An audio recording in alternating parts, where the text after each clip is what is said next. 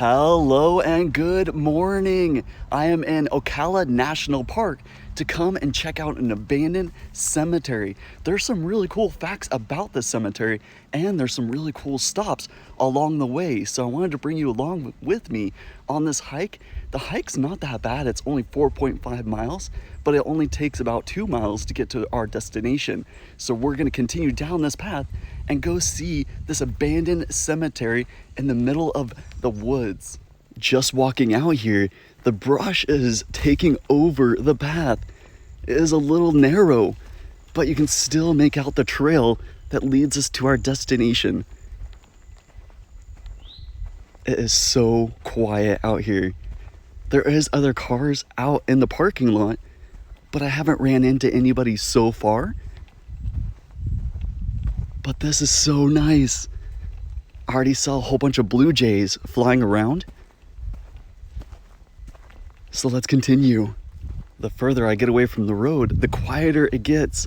I haven't heard a car in a long time, and I was right next to a busy road a second ago. Oh, there's a butterfly. There is so much wildlife here. This is a great place just to come and walk.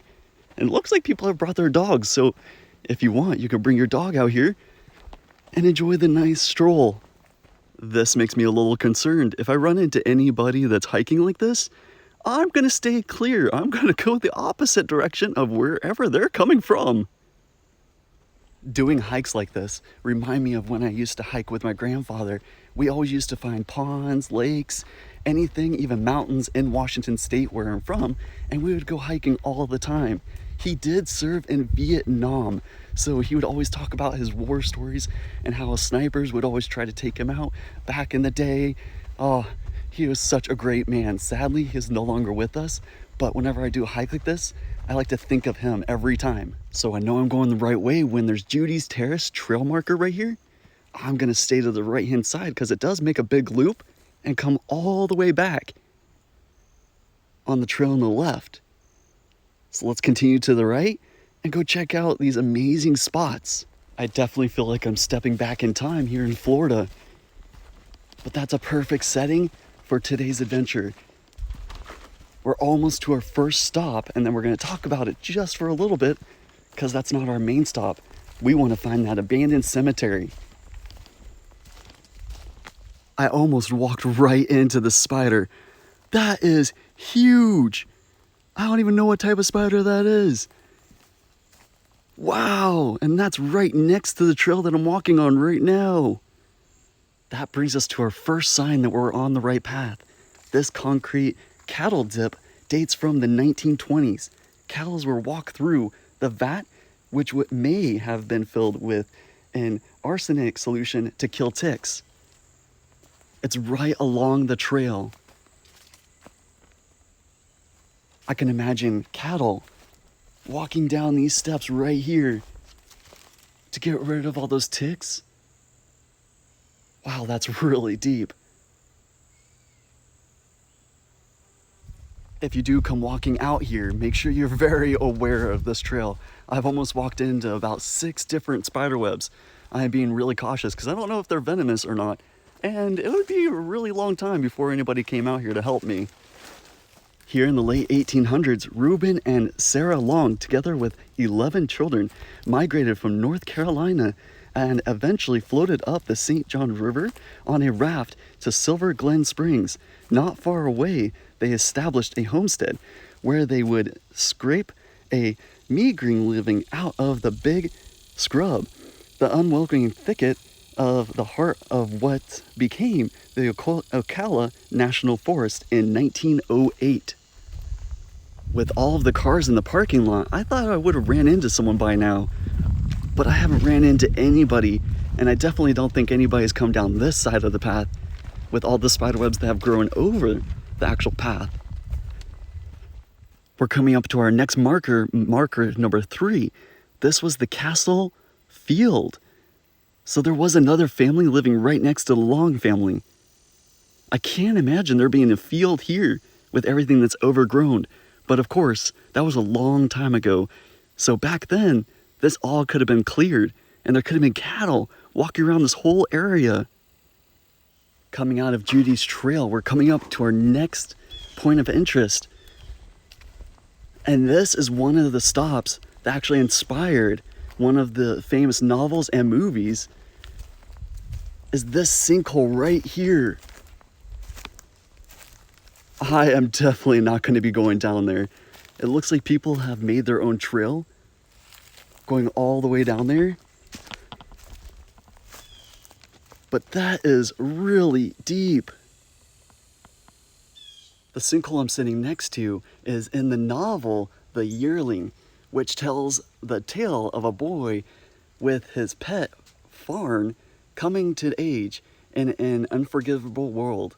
Then it was made into a movie in 1946. Now, I only wanted to touch bases on that just a little because eventually I will come back out in the future and talk about that movie after I've seen it. I have not seen it, so I didn't want to refer to it too much, but that's kind of an idea of what the movie is about. Now, my understanding is if we follow this trail, we'll finally get to our destination. It should be at the very end of this trail right here. I finally see it. It did take almost an hour to hike back here, but it is so worth it. Here is the Long Family Cemetery. It's really well maintained.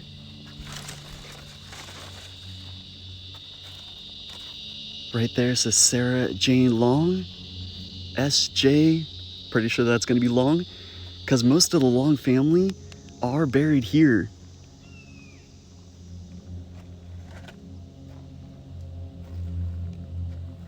Wow, I can't believe this is just in the middle of Ocala National Forest.